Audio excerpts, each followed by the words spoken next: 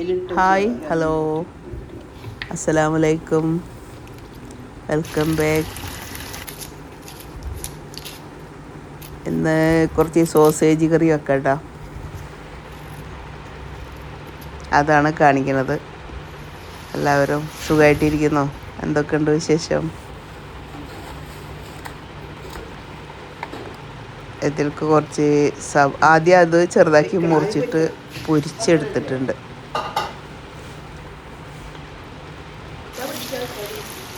ഓയിലത് പൊരിച്ച് മാറ്റി വെച്ചതിന് ശേഷം ആ ഓയിലിലേക്ക് തന്നെ അത്ര തന്നെ ഓയിലില്ല, അതിൻ്റെ പകുതി മാറ്റി വെച്ചു. ഓയിൽ കുറച്ച് അധികം ഉണ്ടായിരുന്നു.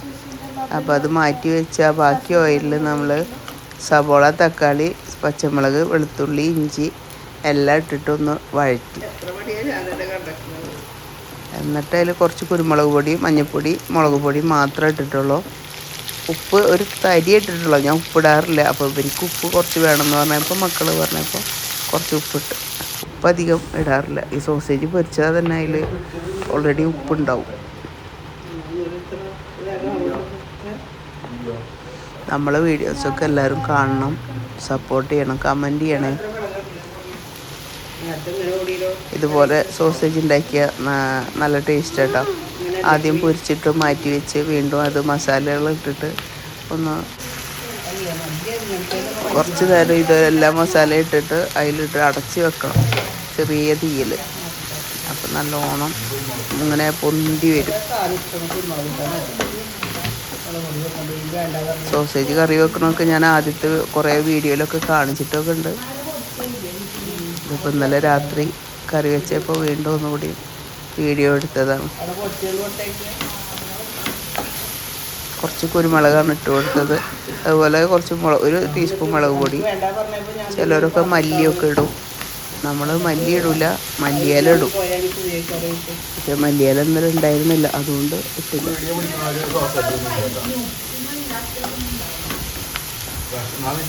നല്ലോണം വരിയിച്ചിട്ടൊന്നുമില്ല കേട്ടോ. ഈ ഉള്ളി ഒന്ന് വാട്ടിയെടുത്തിട്ടുള്ളൂ. അങ്ങനെ വെക്കുമ്പോൾ ഭയങ്കര ടേസ്റ്റാണ്. തന്നെ പൊരിച്ചാൽ തന്നെ നല്ല രസമാണ് തിന്നാൻ സോസേജ്. നമ്മൾ ഇത് നാട്ടിൽ കൊണ്ടുപോയപ്പോൾ അവിടെ നിന്ന് ഈ സോസേജ് ഇങ്ങനെ ഉണ്ടാക്കിയപ്പോൾ വലിയ ടേസ്റ്റൊന്നും തോന്നിയില്ല. ഇവിടെ വന്നിട്ട് സോസേജ് ഉണ്ടാക്കുമ്പോൾ നല്ല രസം. പക്ഷേ നാട്ടിൽ നിന്ന് നമുക്ക് അവിടെ നിന്ന് കിട്ടില്ല. അവിടുത്തെ സൂപ്പർ മാർക്കറ്റിലും ഒക്കെ ഇപ്പോൾ സോസേജും എല്ലാം ഉണ്ടല്ലോ. അപ്പോൾ അവിടെ നിന്ന് മേടിക്കാറുണ്ട്. ഇതുപോലെ നമ്മൾ മേടിക്കാറില്ല, എപ്പോഴെങ്കിലും ഒക്കെ ഒന്ന് മേടിക്കും. അവിടെ നമുക്ക് എപ്പോഴും ഫ്രഷ് ചിക്കനും പിന്നെ എല്ലാം ബീഫും ഒക്കെ കിട്ടുമല്ലോ. സോസേജിൻ്റെ കറിയുടെ ആവശ്യമില്ല. ഇവിടെയാണല്ലോ രാത്രി കുബൂസിലേക്കോ റൊട്ടിക്കൊക്കെ നമ്മൾ സോസേജ് ഉണ്ടാക്കുക. അങ്ങനെ നല്ലോണം ടേസ്റ്റായി വന്നിട്ടുണ്ട് കേട്ടോ. പിന്നെ അതിലേക്ക് ഈ ഒരു റൊട്ടി, ചീസ് റൊട്ടിയാണ് മേടിച്ചത്.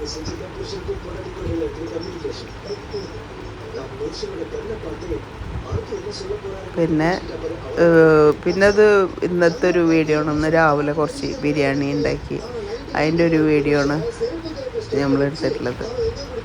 അതും കൂടി ഒന്ന് കണ്ടു നോക്ക്.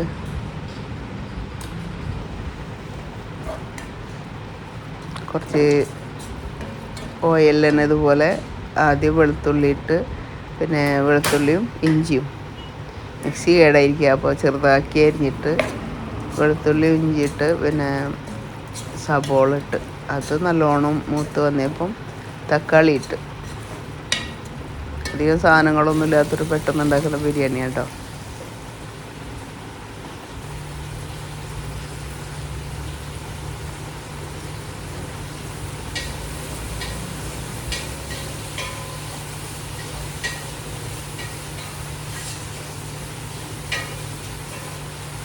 അതൊക്കെ നല്ലോണം മൂത്തതിന് ശേഷം നമ്മൾ മസാലപ്പൊടികളിട്ട്, ഇവിടെ ഉണ്ടായിരുന്ന മസാലപ്പൊടിയാണ് അതിട്ട്.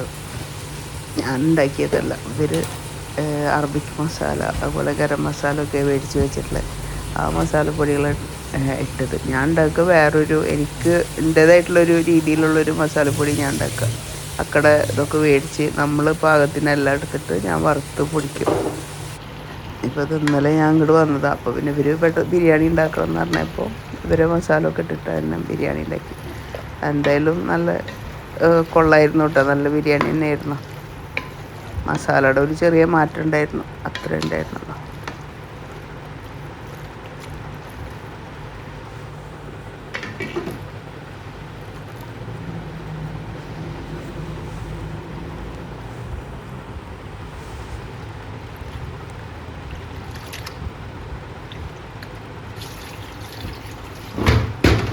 അങ്ങനെ അരി കഴുകി വെള്ളം തിളച്ചിട്ടുണ്ടായിരുന്നു. വെള്ളം തിളച്ചപ്പോൾ നമ്മൾ ബിരിയാണീൻ്റെ റൈസ്, ഇത് റൈസാണ് ഇട്ടിട്ടെ, അത് ഓർക്കണില്ല, ശരി നീളം കൂടി അരിയായിരുന്നു.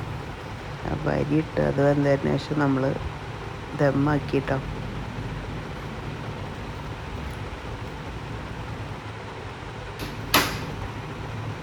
2 ബീൻസും കൂടി അതിൽ കരിഞ്ഞിട്ട് കൊടുത്തതാണ്. എന്തായാലും അടിപൊളിയായിരുന്നു ബിരിയാണി.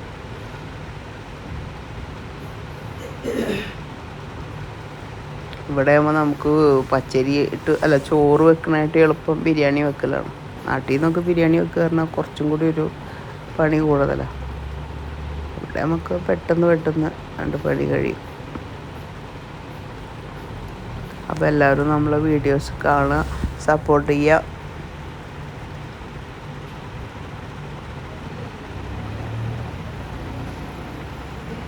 കമൻ്റ് ഇടുക, ലൈക്ക് അടിക്കുക, ഷെയർ ചെയ്യുക.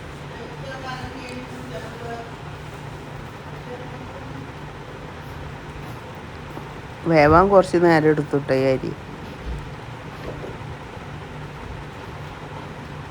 പിന്നെ മറ്റേ റൂമിലത്തെ അത്ര ചൂടില്ല. ഇവിടെ അടുക്കളയിൽ എന്തെങ്കിലുമൊക്കെ ഉണ്ടാക്കാൻ നിൽക്കാം. നമ്മൾ അവിടെ ആകുമ്പോൾ, ഉണ്ണിയുടെ അവിടെ ആകുമ്പോൾ ഭയങ്കര ചൂടാണ്. കിച്ചണിലൊന്നും നിന്നുകൂടാ, ഭയങ്കര ചൂടാണ്. ഇവിടെ നല്ല തണുപ്പാണ്. അപ്പോൾ അവിടെ AC ഇട്ടില്ലെങ്കിലും റൂമിൽ ഭയങ്കര തണുപ്പാണ്. ഫാന് മാത്രം ഇട്ടാൽ മതി.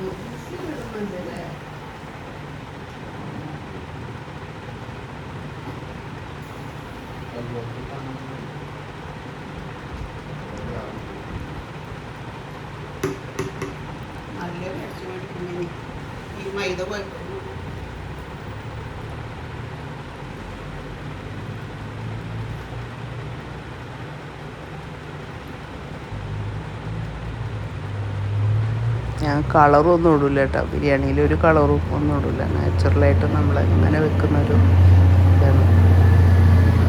പിന്നെ കുറച്ച് നെയ്യിടും, അതുപോലെ പൈനാപ്പിൾ എസൻസ് കുറച്ച് ഒഴിക്കും, കുറച്ച് ചെറുനാരങ്ങ ഒഴിക്കും. പിന്നെ ധനിയയും പുതിന ഒന്നും മേടിച്ച് ഉണ്ടായിരുന്നില്ല. അപ്പോൾ പിന്നെ അങ്ങനെ തന്നെ ദമ്മാക്കി. ഇനിയിപ്പോൾ വിളിച്ച് പറയണ്ടായിരുന്നു വിചാരിച്ചത്, പറഞ്ഞില്ല. അപ്പോൾ ഉള്ളത് കൊണ്ട് ഓണം പോലെ ഉണ്ടാക്കി, അത്രേ ഉള്ളൂ.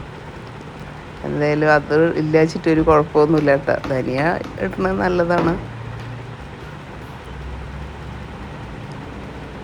ധനിയ ഒന്നത് നമ്മൾ ഫുഡിലൊക്കെ ഒന്നുകൂടി കൂടുതൽ ചേർത്ത് കഴിഞ്ഞാൽ നമുക്ക് കാലിൻ്റെ മുട്ടുവേദന ഒക്കെ ഉണ്ടെങ്കിൽ നല്ലോണം മാറും എന്നൊക്കെയാണ് പറയും. അങ്ങനെ ബിരിയാണി റെഡി. അപ്പോൾ ഓക്കെ, എല്ലാവരും നമ്മുടെ വീഡിയോ കാണാം. അടുത്ത വീഡിയോയിൽ കാണാം ഇൻഷാ അല്ലാഹ്. അസ്സലാമു അലൈക്കും.